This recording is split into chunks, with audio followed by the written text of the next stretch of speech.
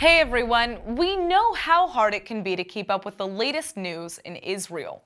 So if you haven't had the time to stay on top of what's what in the Holy Land with ILTV, have no worries.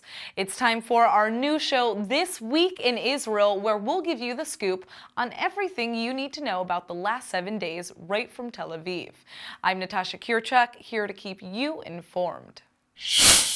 Donald J. Trump has officially been inaugurated as the 45th president of the United States, and Israel is not only welcoming the new leader with enthusiasm, but may have even been the very first nation in the world to offer congratulations.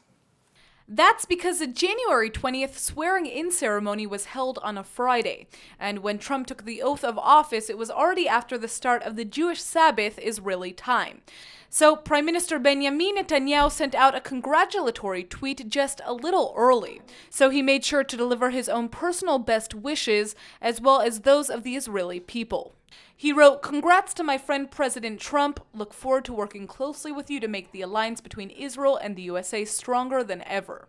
Israel's ambassador to the United States echoed that statement, and UN envoy Danny Danon commented that a true friend of Israel is now in the White House.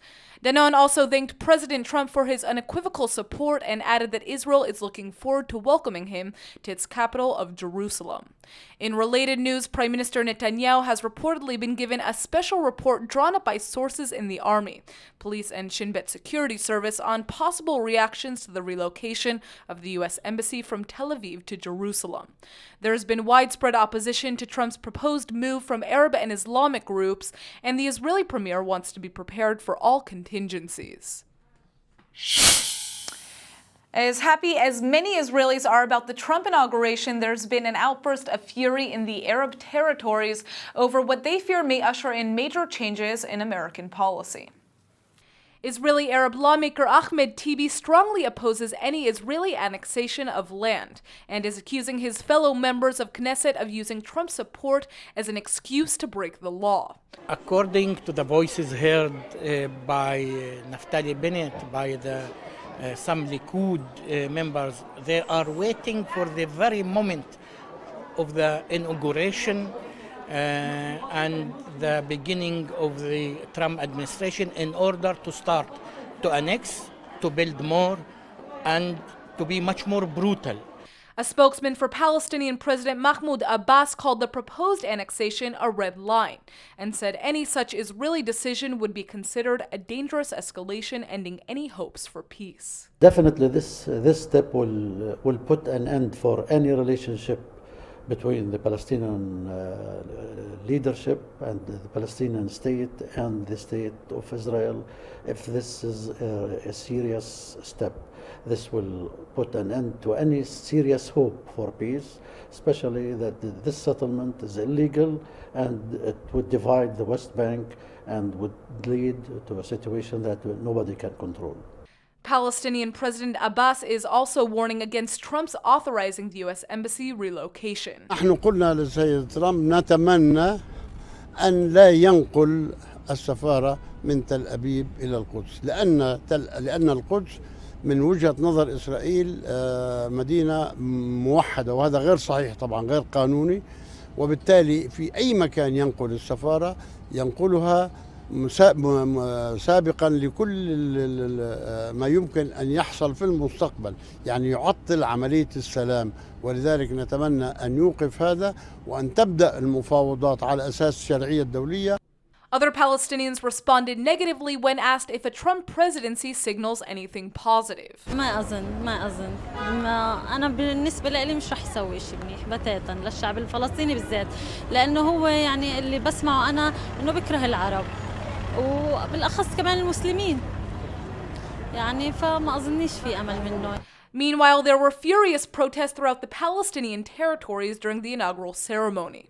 Photographs of the new U.S. president were stomped on and set on fire in Bethlehem, near the border with Israel. Activists also put up anti-Trump posters on the separation barrier in a show of anger over the possible embassy move. لنقول لكل العالم يعني إنه ما يقوم به ترامب هو يعني يعني نقد لكل المواثيق الدولية والمعاهدات الدولية وأيضا للحق الفلسطيني. اليوم جئنا نقول أن الشعب الفلسطيني صاحب حق في القدس أن تكون عاصمته الأبدية، ولن نقبل بغير القدس عاصمة للدولة الفلسطينية المستقبلية إن شاء الله. Dozens of Palestinians demonstrating in the West Bank city of Ramallah included members of Fatah's Central Committee, headed by Palestinian President Abbas. رسالتنا كفتح ومشاركة كل القوى الوطنية والإسلامية، لأن هاي اليوم قرار رئيس ترامب بنقل السفارة من تل أبيب للقدس يمس كل الشعب الفلسطيني، يمس الأمة العربية والأمة الإسلامية والعالم المسيحي. Others gathered in the center of Hebron and shouted slogans about the Palestinian claim to Jerusalem as the capital of their future state. At Hamas-organized protests in Gaza City, speakers addressed crowds with statements against Trump as onlookers carried signs reading, "We refuse the relocation of the U.S. Embassy to Palestine's capital, Jerusalem." U.S. President Donald Trump is inviting Israeli Prime Minister Benjamin Netanyahu to visit Washington in just a few weeks. The offer came during the two leaders' first conversation since Trump took office, although apparently the headline-topping issue of the U.S. Embassy move to Jerusalem never came up. During the telephone call, Trump stressed his unprecedented commitment to Israel's security, as well as the importance of strengthening the U.S.-Israeli relationship. According to a statement from the White House, Trump agrees with Netanyahu that peace between Israel and the Palestinians can only be negotiated between the two parties, and says his new administration will work with Jerusalem to achieve that goal. The two men also agreed to continue close consultations on a range of regional issues, including addressing threats posed by Iran. Even though there was reportedly no mention of moving the U.S. Embassy in Israel to Jerusalem from Tel Aviv ahead of the call, White House spokesman Sean Spicer said the administration is only in the early stages of talks to fulfill Trump's campaign pledge to do so. Officials at Netanyahu's office are describing the conversation as very warm. They also say the prime minister expressed his desire to work closely with the American president to forge a common vision to advance peace and security in the region, with no daylight between the two nations. The sources also confirmed that a final date for Netanyahu's visit to Washington will be set in the coming days. The Palestinians have also been quick to anger over the White House statements that it's in the early stages of talks to fulfill President Donald Trump's pledge to move the U.S. Embassy in Israel from Tel Aviv to Jerusalem. Now, Aaron, what is the latest update on this move? Well, there are, the president's spokesperson said that there were a few different options on the table, including having the new ambassador living and operating out of Jerusalem, but keeping the physical embassy in Tel Aviv so as not to anger the international community. So really, at this moment, it's just a game of wait and see. The White House announcement came as the Palestinian President Mahmoud Abbas was meeting with Jordan's King Abdullah in Amman to discuss the embassy move. Abbas has previously stated that the peace process would be damaged if Trump goes ahead with his plan, which is also likely to prompt protests from American allies in the Middle East, such as Jordan, in addition to Saudi Arabia and Egypt. Ahead of his visit to the Hashemite kingdom, Abbas left no doubt as to his views.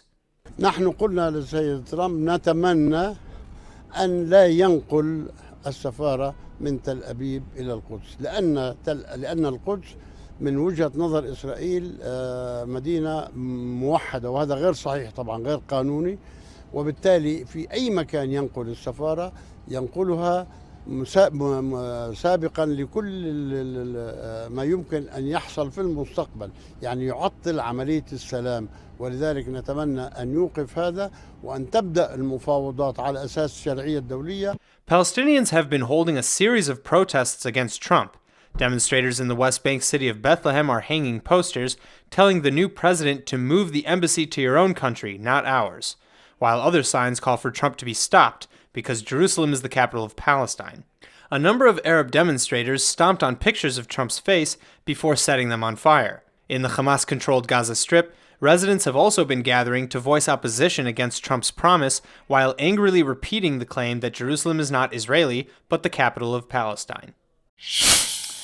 Israel has just approved the construction of 2,500 more homes in the West Bank, most of which will be built in existing settlement blocks. The move marks the second announcement of settlement expansion since Donald Trump has become president of the United States, leading Palestinian leaders to accuse the new American leader of encouraging these actions.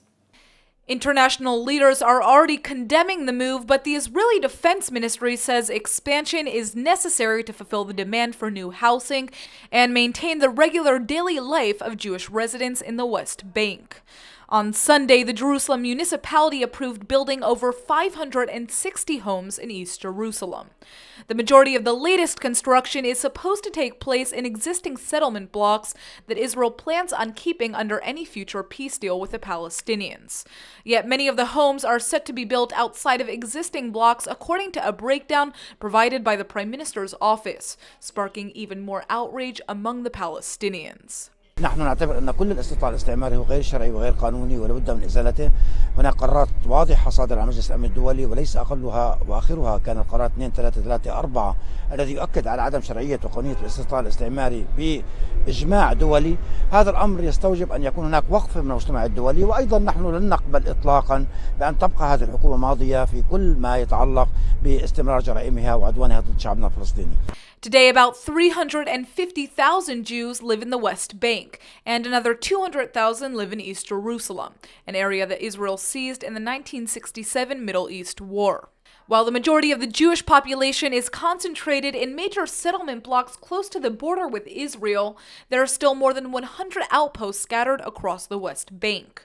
The American administration under Barack Obama greatly hindered the Israeli government from expanding these communities, claiming settlement expansion will prevent any chance for a two-state solution. But now, just 2 days after Donald Trump's inauguration, the Israeli Prime Minister has already changed his tune. The premier has lifted restrictions on settlement construction across the board, claiming Israel has the right to respond to the housing needs of its people.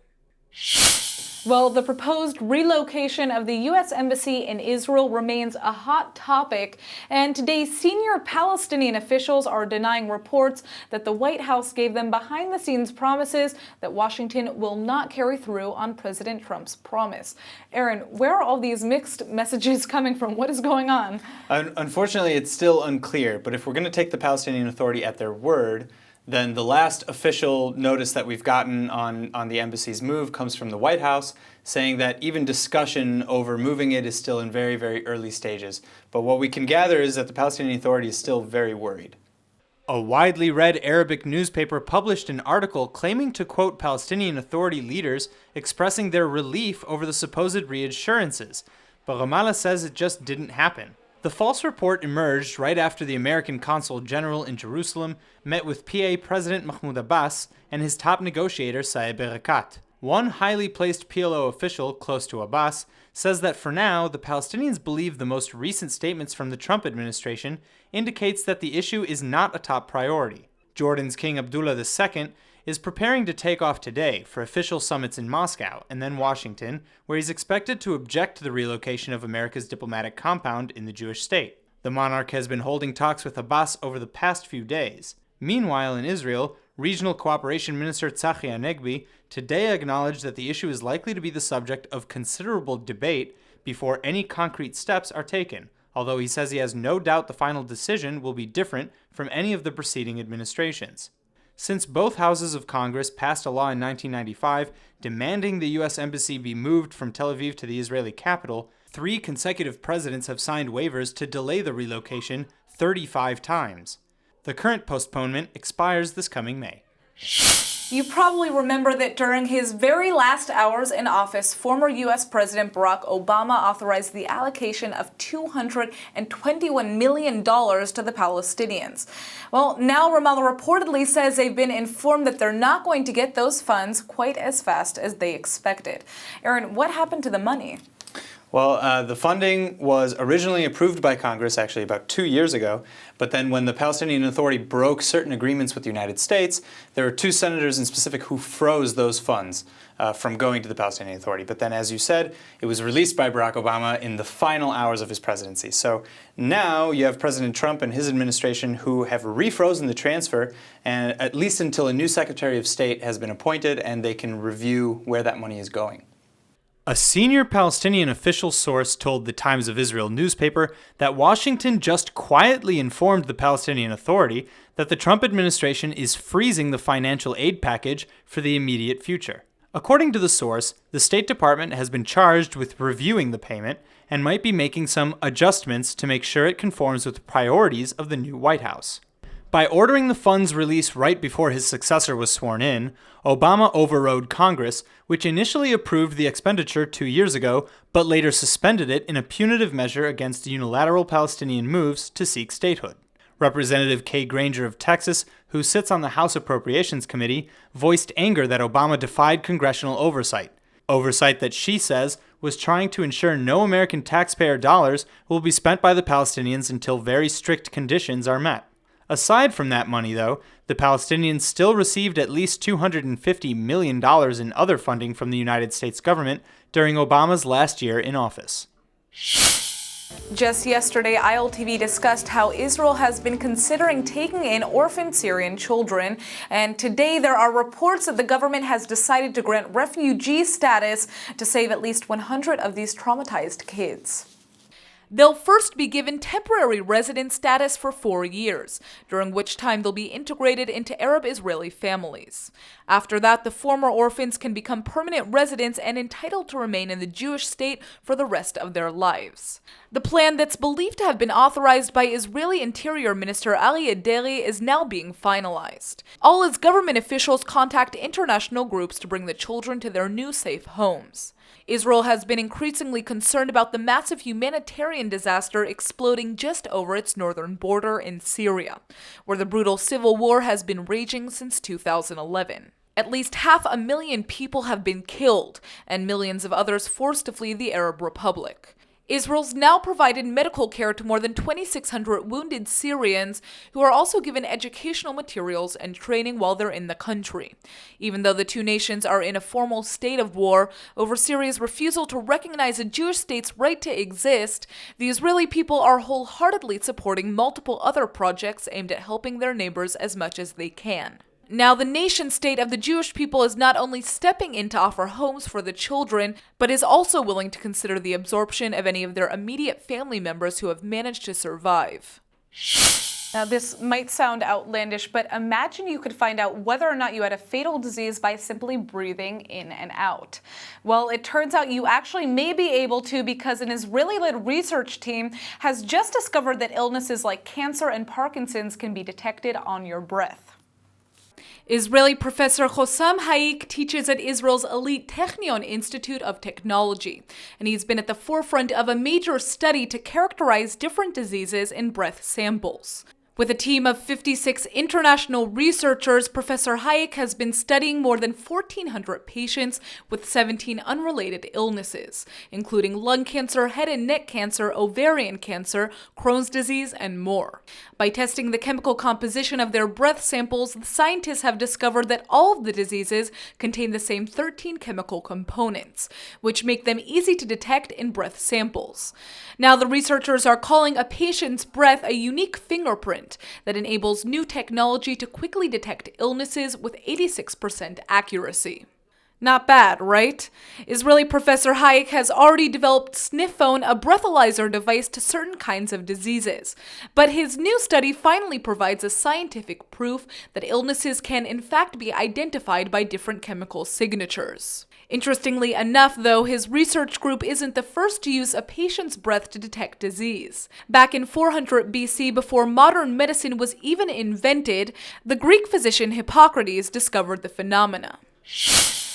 So this story is not for the faint-hearted. Israeli divers and photographers are flocking to the northern coastlines today so they can get their very own first-hand glimpses of the scores of sharks that have been spotted swarming in the area. The rare sight of the sharks is being welcomed by nature lovers who are capturing their images with airborne drones, as well as sophisticated underwater camera equipment. And this is amazing. You can actually stand from the shore and watch the sharks in the water. We don't know of any other place like this, definitely not in the Mediterranean. Sharks are disappearing all over the world, and the worst place to be a shark is in the Mediterranean. They're decreasing very fast in numbers. And the fact that you can see sharks here, big sharks close to shore, is amazing. But aquatic experts say the reason for the phenomenon in recent years is somewhat of a mystery. We don't know yet why they're coming there. It might be just because of the warm water, it might be because there's more food there, it might be for the gestation period, for the pregnancy, but we don't know it yet. We're doing research in the university. We tagging sharks, we're catching them, tagging them, measuring them, trying to learn more about them, more about why they're actually in the power station. When do they come here and why do they come here? And this has only started, so hopefully we'll have more knowledge in the future. No matter why they came, the pool of sharks is being welcomed in the Jewish state. There haven't been any recorded incidents of sharks attacking people off the shore of Israel for decades. Just as a precaution, authorities are reminding the public that even though these sea predators aren't threatening, they're still wild animals that need to be protected and respected. Have you ever thought about competing in the multi-million-dollar Google Lunar XPrize race to the moon? Well, a team of Israelis said yes to that challenge, and they've just been announced as one of the 5 international finalists. Israel's Space IL is a nonprofit group that promotes scientific and technological education.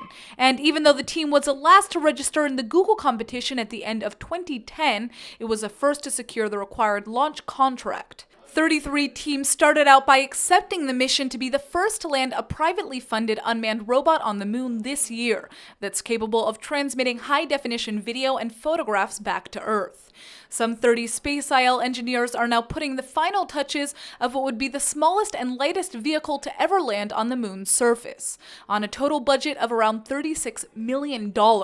And unlike most of the other team's models, the Israelis are designing their spacecraft to meet the competition's distance requirement by hopping from its landing site about 1/3 of a mile over lunar terrain rather than driving or rolling. The top prize is $20 million, with the second place winner getting $5 million. Space IL has already announced that any money it's awarded will be donated for educational purposes. One of the company's founders told Israel 21C News that the Jewish state's position at the forefront of global technology and the space industry provided his team with the motivation to shoot for the moon. That's it for this week's Roundup. Tune in next Friday for our next episode of This Week in Israel. I'm Natasha Kirchak, and thanks for joining us from Tel Aviv.